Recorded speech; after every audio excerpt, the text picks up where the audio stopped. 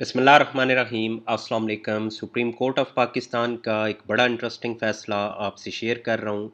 Justice Munib Akhtar साहब और justice Mazahir Ali Akbar Naqvi साहब हैं, दो जजेज़ इसमें। ये पार्टीज़ के नाम लिखे हुए हैं और ये नीचे वकला का ज़िक्र है जो इस केस में पेश हुए। टोटल ये 5 पेजेस पे मुश्तमिल है फ़ैसला। इसको मुख्तसर करके मैंने अलग से ये लिखा है। टोटल सिर्फ 34 साल लगे हैं इस केस को डिसाइड होने में। अब केस एक्चुअली क्या है, तो एक प्रॉपर्टी है, उस प्रॉपर्टी के दो मालिकान सामने आ गए हैं।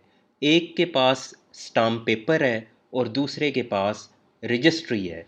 अब देखना ये है कि अदालत इसमें किसके हक में फ़ैसला देती है। जो पार्टीज़ हैं उनको ज़रा इस अंदाज से मैंने लिखा है कि जो ओरिजिनल मालिक है उसका नाम है मिस्टर ए, और जिसने स्टाम्प पेपर पे ये ज़मीन ख़रीदी उसका नाम है बी। और उसने कब ख़रीदी? उसने 1971 में ख़रीदी। किस्तों में वो पैसे देता रहा, कब्ज़ा उसने ले लिया। 1978 में इस ए ने स्टाम्प लिख के दे दिया इस बी को। अब बी के पास 1978 में स्टाम्प पेपर आ गया और कब्ज़ा भी उसके पास मौजूद है। अब होता ये है कि मिस्टर ए जो है ये दोबारा इस प्रॉपर्टी को फ़रोख्त कर देता है, क्योंकि कागज़ों में तो यही मालिक है, रजिस्ट्री तो इसने करवाई नहीं है। तो ये फिर फ़रोख्त कर देता है मिस्टर सी को। और फ़रोख्त कब करता है? 1988 में। और बाकायदा रजिस्ट्री करवा के दे देता है इस सी को। अब सी के पास आ गई है रजिस्ट्री जो 1988 में आई है, और बी के पास क्या है कि उसके पास एक स्टाम्प पेपर है और साथ में कब्ज़ा है। लेकिन इसका स्टाम्प पेपर भी पुराना है और इसका कब्ज़ा भी पुराना है। सी जो है ये बाद में इस पूरी स्टोरी में एंटर हुआ है। अब होता क्या है, केस चल पड़ता है। अभी जो केस सुप्रीम कोर्ट में पहुंचा है वो कैसे पहुंचा है? वो मिस्टर सी लेके आया है, क्योंकि इसके ख़िलाफ़ फ़ैसला हो गया है। किधर से? हाई कोर्ट से 2018 में इसके ख़िलाफ़ फ़ैसला हुआ है, तो ये सुप्रीम कोर्ट में आया है। और सुप्रीम कोर्ट ने ये फ़ैसला कब दिया है? ये 2023 के जून में ये फ़ैसला दिया है। अब आते हैं कि पीछे से ये स्टोरी क्या चलती आ रही है। तो होता ये है कि जो बी है, यानी जिसके पास स्टाम्प पेपर था, उसने एक केस किया उसने 1989 में, 1999 में उसने केस किया। ये कोई जगह है, ये आगे लिखा हुआ है चकोरम। अब मुझे इसका मतलब नहीं पता, क्योंकि ये चित्राल की बेसिकली ये प्रॉपर्टी है और चित्राल का केस है। अब वहाँ ये वर्ड यूज़ होता है। अब उधर के अगर कोई भाई हैं तो वो कमेंट में इसको डिफ़ाइन करें कि ये कितने कोई मरले है, कनाल है, ये क्या है।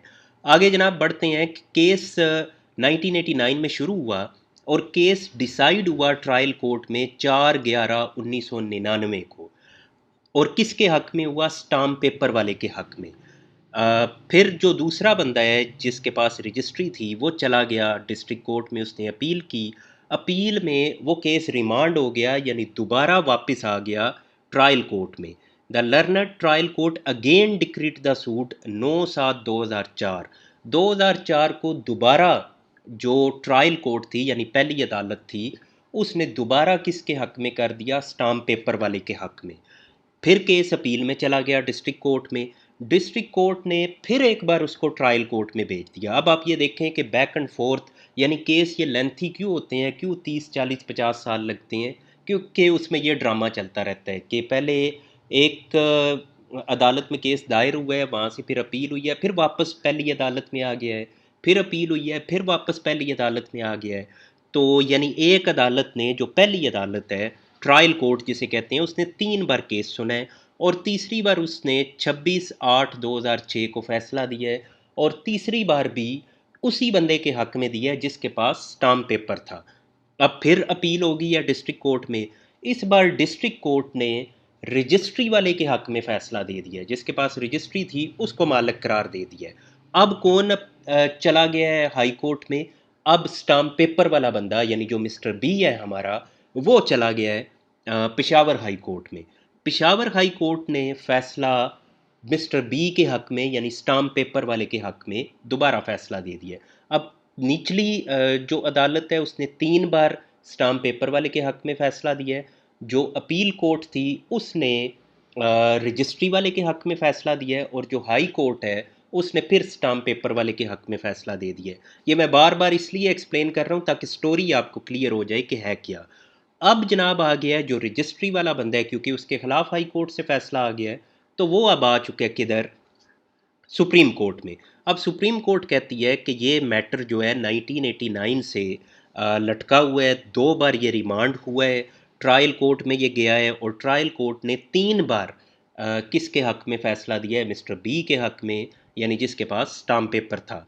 अब जनाब इधर ये इंटरेस्टिंग एक बात हुई कि during trial proceeding mister A, यानी जो असल मालिक था, उसने क्या कहा, उसने ना सिर्फ ये तस्लीम किया कि मुझे मिस्टर बी यानी स्टाम्प पेपर वाले ने मुझे पैसे भी दिए हुए हैं, उसने ये भी तस्लीम कर लिया, उसने ये भी तस्लीम कर लिया कि मैंने इसको 1971 में कब्ज़ा दे दिया था, उसने ये भी तस्लीम कर लिया कि मैंने इसको स्टाम्प भी लिख के दिया हुआ है 1978 में। यानी उसने ये मान लिया कि मिस्टर बी के पास जो कुछ है, उसका कब्ज़ा, उसका स्टाम्प और उसने जो पेमेंट का वो जिक्र कर रहा है, ये सब कुछ जेन्युइन है, मैंने ये वाकई सारा अमाउंट ली हुई है और कब्ज़ा दिया हुआ है, स्टाम्प लिख के भी मैंने दिया हुआ है।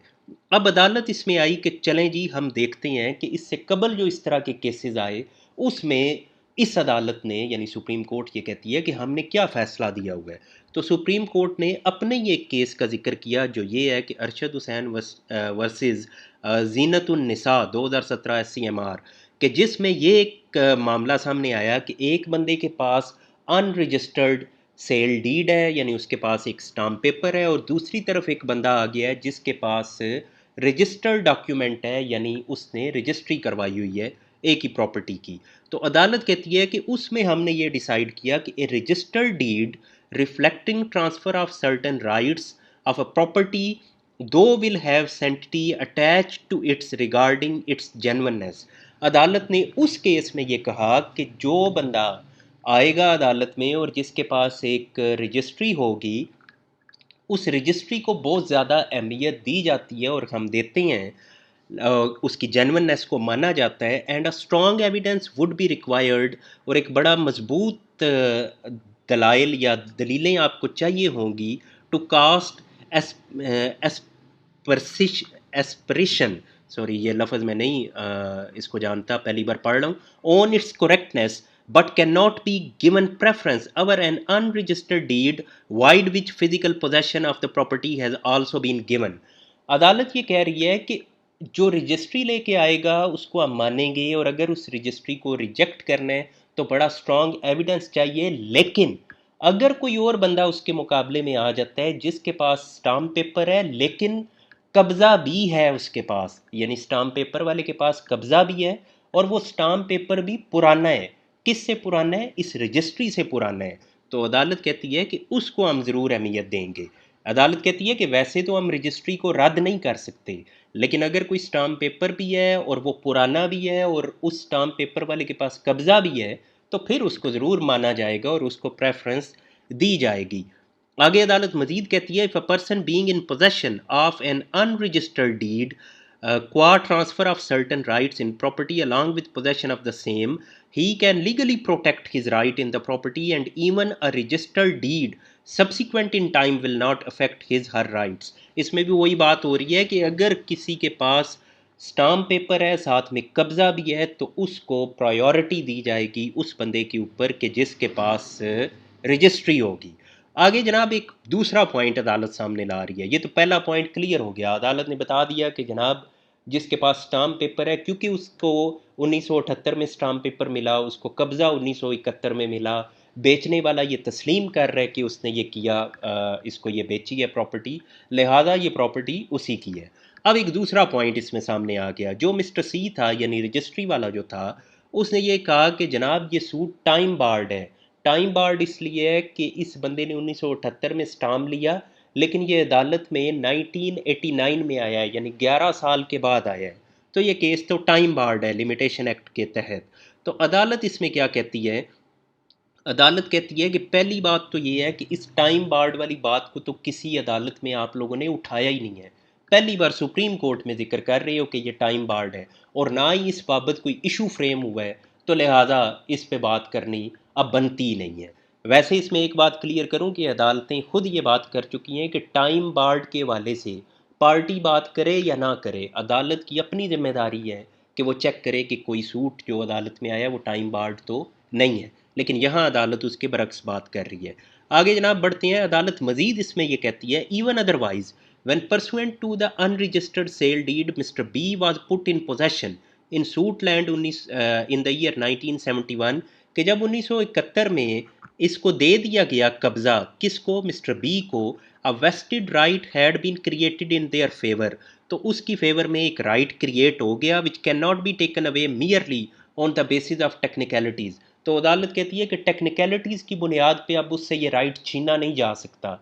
कौन सा राइट, यानी वो मालिक एक तरह से बन गया क्योंकि कब्ज़ा उसके पास है, पेमेंट उसने की हुई है और एक डॉक्यूमेंट भी उसके पास अवेलेबल है, गो कि वो अनरजिस्टर्ड है, लेकिन अदालत कह रही है कि उसका एक राइट तो क्रिएट हो गया उस प्रॉपर्टी में, लिहाजा उससे ये छीना नहीं जा सकता।